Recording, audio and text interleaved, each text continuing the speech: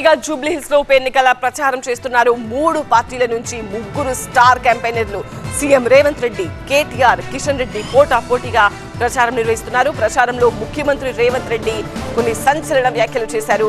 Formula ఈ కేసులో కేటీఆర్ ను అరెస్ట్ చేసేందుకు గవర్నర్ ఎందుకు అనుమతి ఇవ్వడం లేదు అంటూ సీఎం రేవంత్ రెడ్డి ప్రశ్నిస్తున్నారు. కాళేశ్వరం కేసును సిబిఐకి ఇచ్చి 3 నెలలవుతోంది.